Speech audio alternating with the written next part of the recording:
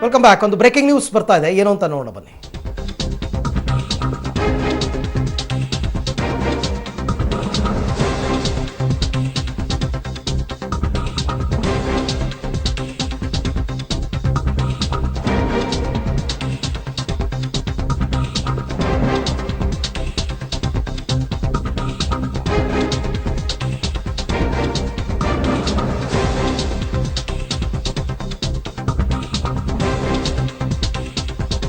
ಮಂಡ್ಯ ಲೋಕಸಭಾ ಚುನಾವಣಾ ಕಣ ದಿನ ದಿನಕ್ಕೆ ರಂಗೇರ್ತಾ ಇದೆ. ಈಗ ಕೆಲವೇ ನಿಮಿಷಗಳ ಹಿಂದಷ್ಟೇ ಸುಮಲತಾ ಅಂಬರೀಶ್ ಅವರು ಮಾತನಾಡ್ತಾ ನನಗೆ ಕಾಂಗ್ರೆಸ್ಸಿಂದನೇ ಟಿಕೆಟ್ ಕೊಟ್ಟರೆ ನಾನು ಸ್ಪರ್ಧೆ ಮಾಡ್ತೀನಿ ಅನ್ನೋ ಅರ್ಥದಲ್ಲಿ ಮಾತನಾಡಿದರು.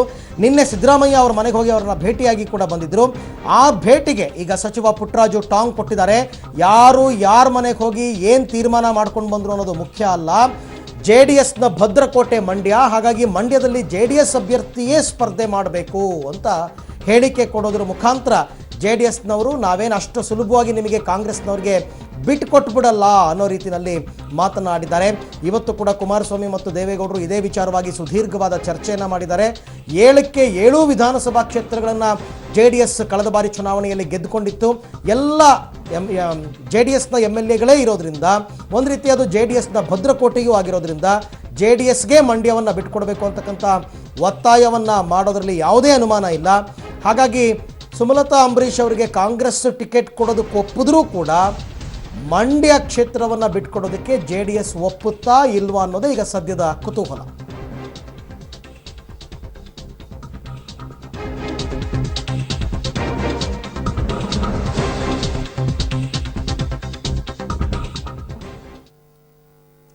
ಇದು ನೀವು ನೋಡ್ತಾ ಇರತಕ್ಕಂಥ ಫೋಟೋ. ನಿನ್ನೆ ಮಾಜಿ ಮುಖ್ಯಮಂತ್ರಿ ಸಿದ್ದರಾಮಯ್ಯ ಅವರನ್ನು ಸುಮಲತಾ ಅಂಬರೀಶ್ ಅವರು ಭೇಟಿಯಾಗಿ ಬಂದಿದ್ದರು. ಯಾಕೆ ಭೇಟಿಯಾಗಿದ್ರು ಅಂತಲೂ ಕೂಡ ಈಗಷ್ಟೇ ಹೇಳಿದ್ರು. ಅಲ್ಲಿನ ವಾತಾವರಣ, ಮಂಡ್ಯದ ಜನರ ಪ್ರೀತಿ ವಿಶ್ವಾಸ, ಮಂಡ್ಯ ಜನರ ಒತ್ತಾಯ ಏನಿದೆ, ಅವರ ಆಸೆ ಆಕಾಂಕ್ಷೆ ಏನಿದೆ, ಇದೆಲ್ಲವನ್ನು ಕೂಡ ನಾನು ಸಿದ್ದರಾಮಯ್ಯನವರಿಗೆ ತಿಳಿಸಿದ್ದೀನಿ. ಅಂಬರೀಶ್ ಅವರು ಕೂಡ 20-25 ವರ್ಷ ಕಾಂಗ್ರೆಸ್ನಲ್ಲಿಯೇ ಇದ್ದಂಥವರು. ಹಾಗಾಗಿ ನನಗೆ ಮಂಡ್ಯದಿಂದಲೇ ಕಾಂಗ್ರೆಸ್ನಿಂದಲೇ ಟಿಕೆಟ್ ಕೊಡಬೇಕು ಅಂತಕ್ಕಂಥ ಒತ್ತಾಯವನ್ನು ಮಾಡಿ ಬಂದಿದ್ದರು. ಇದಕ್ಕೆ ಇವತ್ತು JDSನ ಸಚಿವರಾದಂತಹ ಪುಟ್ಟರಾಜು ಅವರು ಟಾಂಗ್ ಕೊಟ್ಟಿದ್ದಾರೆ. ಯಾರ ಮನೆಗೆ ಹೋಗಿ ಏನು ಮಾತುಕತೆ ಆಡಿಕೊಂಡು ಏನು ಟಿಕೆಟ್ ಪಕ್ಕಾ ಮಾಡ್ಕೊಂಡು ಬಂದರು ಅನ್ನೋದು ಮುಖ್ಯ ಅಲ್ಲ. ಯಾಕೆಂದರೆ ಇನ್ನೂ ಕೂಡ ಮಾತುಕತೆನೇ ನಡೆದಿಲ್ಲ ದೋಸ್ತಿ ಪಕ್ಷಗಳಲ್ಲಿ. ಜೊತೆಗೆ JDS ಭದ್ರಕೋಟೆ ಮಂಡ್ಯ, 7ಕ್ಕೆ 7 ಜನ ನಾವು ಶಾಸಕರು ಗೆದ್ದಿದ್ದೀವಿ. ಹೀಗಿರಬೇಕಾದ್ರೆ ನಾವು ಹೆಂಗೆ ಬಿಟ್ಕೊಡೋದಕ್ಕೆ ಸಾಧ್ಯ ಕಾಂಗ್ರೆಸ್ಗೆ ಅನ್ನೋ ಲೆಕ್ಕಾಚಾರದಲ್ಲಿ ಮಾತನಾಡಿದ್ದಾರೆ.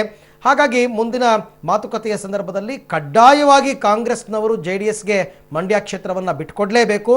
ಅದೇ ಮೈತ್ರಿ ಧರ್ಮ ಅನ್ನೋ ನಿಟ್ಟಿನಲ್ಲಿ ಈಗ ಶಾಸಕ ಪುಟ್ಟರಾಜು ಅವರು ಕೂಡ ಮಾತನಾಡಿರೋದು. ಈ ಮಂಡ್ಯ ಕ್ಷೇತ್ರ ಒಂದು ರೀತಿ ಕಗ್ಗಂಟ ಆಗಬಹುದು. ಇಲ್ಲ ಅಂತಂದರೆ ಮೈತ್ರಿ ಧರ್ಮ ಪಾಲನೆ ಮಾಡ್ತೀವಿ ಅನ್ನೋದೇ ಆದರೆ ಕಾಂಗ್ರೆಸ್ JDSಗೆ ಮಂಡ್ಯ ಕ್ಷೇತ್ರವನ್ನು ಬಿಟ್ಕೊಡ್ಬೇಕಾಗಬಹುದು. ಆಮೇಲೆ ಮುಂದುವರಿದ ಬದಲಾವಣೆ ಏನಾಗುತ್ತೆ, ಯಾಕೆಂದರೆ JDS ಬಳಿ ಕೂಡ ಅಭ್ಯರ್ಥಿಗಳಿದ್ದಾರೆ. ಹಾಲಿ ಈಗ ಸಂಸದರಾಗಿರ್ತಕ್ಕಂಥ ಶಿವರಾಮೇಗೌಡರು ಕೂಡ ನಾನೇ ಅಭ್ಯರ್ಥಿ ಅಂತ ಈ ಹಿಂದೆನೇ ಘೋಷಣೆ ಮಾಡಿಬಿಟ್ಟಿದ್ದಾರೆ ಆಲ್ರೆಡಿ. ಅವರು ಮಂಡ್ಯದಿಂದ ನಾನೇ ಮುಂದಿನ ಅಭ್ಯರ್ಥಿ ಅಂತಂದ್ಬಿಟ್ಟು ಲಕ್ಷ್ಮೀ ಅಶ್ವಿನ್ ಗೌಡ ಅವ್ರನ್ನ ತರಬೇಕು ಅಂತಕ್ಕಂಥ ಲೆಕ್ಕಾಚಾರ ಕೂಡ ಇದೆ. ಈ ಇಬ್ಬರು ಕೂಡ ಈಗ ಟಿಕೆಟ್ ಆಕಾಂಕ್ಷಿಗಳಾಗಿದ್ದಾರೆ. ಮತ್ತು JDSನಲ್ಲಿ ಟಿಕೆಟ್ ಆಕಾಂಕ್ಷಿಗಳಿಗೆ ಏನು ಕಡಿಮೆ ಇಲ್ಲ, ಕಾಂಗ್ರೆಸ್ನಲ್ಲೂ ಕಡಿಮೆ ಇಲ್ಲ. ಆದರೆ ಸುಮಲತಾ ಅಂಬರೀಶ್ ಅವರು ಅನುಕಂಪದ ಮತಗಳು ನನಗೆ ಬರುತ್ತವೆ, ಮತ್ತೊಮ್ಮೆ ಜನ ನನಗೆ ಆಶೀರ್ವಾದ ಮಾಡ್ತಾರೆ, ಅಂಬರೀಷ್ನನ್ನು ಗೆಲ್ಲಿಸಿದಂಗೆಯೇ ನನ್ನನ್ನು ಗೆಲ್ಲಿಸ್ತಾರೆ, ಹಾಗಾಗಿ ನನಗೇ ಟಿಕೆಟ್ ಕೊಡಬೇಕು ಅಂತಕ್ಕಂಥ ಒತ್ತಾಯವನ್ನು ಮಾಡ್ತಾ ಇರೋದ್ರಿಂದ ಮುಂದಿನ ಮಾತುಕತೆಯ ಸಂದರ್ಭದಲ್ಲಿ ಏನಾಗುತ್ತೆ ಅಂತಕ್ಕಂಥದ್ದನ್ನು ಕಾದು ನೋಡಬೇಕು. ಯಾರ ಮನೆಗೆ ಹೋದ್ರು ಏನು ತೀರ್ಮಾನ ಆಯಿತು ಅಂತಕ್ಕಂಥ ಪ್ರಶ್ನೆ ಇಲ್ಲಿ ಉದ್ಭವ ಆಗೋದಿಲ್ಲ. ಆ ಹಿನ್ನೆಲೆಯಲ್ಲಿ ಈ 2 ಪಕ್ಷಗಳು ಇವತ್ತೇನು ಸೇರಿ ನಾವು ಸಮ್ಮಿಶ್ರ ಸರ್ಕಾರ ಮಾಡಿದ್ದೇವೆ. ಆ ಹಿನ್ನೆಲೆಯಲ್ಲಿ ಈ ಲೋಕಸಭಾ ಚುನಾವಣೆಯನ್ನು ಅಲಯನ್ಸ್ ಮಾಡ್ಕೊಂಡೆ ಎದುರಿಸಿ BJP ಪಕ್ಷವನ್ನು ಧೂಳಿಪಟ ಮಾಡ್ತಕ್ಕಂಥ ಕೆಲಸವನ್ನು ಮಾಡ್ತೇವೆ. ನಾನಿಲ್ಲಿ ಯಾರನ್ನೂ ಲಘುವಾಗಿ ಮಾತನಾಡಲಿಕ್ಕೆ ನಾನು ರೆಡಿ ಇಲ್ಲ. ಪ್ರತಿಯೊಬ್ಬ ಮನುಷ್ಯನಿಗೂ ಅವರದೇ ಆದಂಥ ಜವಾಬ್ದಾರಿ ನಿರ್ಣಯಗಳು ಮಾಡಲಿಕ್ಕೆ ಅವಕಾಶ ಇದೆ. ಅದರ ಬಗ್ಗೆ ನಾನು ಮಾತಾಡೋದಿಲ್ಲ. ಆದರೆ ನಮ್ಮ ಪಕ್ಷ ಏನು ತೀರ್ಮಾನ ಮಾಡುತ್ತೆ ಆ ಚೌಕಟ್ಟೊಳಗೆ ನಾನೊಬ್ಬ ಜಿಲ್ಲಾ ಉಸ್ತುವಾರಿ ಸಚಿವನಾಗಿ ನನ್ನ ಜವಾಬ್ದಾರಿ ನಿರ್ವಹಿಸಬೇಕಾಗುತ್ತೆ, ಅದನ್ನು ನಿರ್ವಹಿಸ್ತೀನಿ.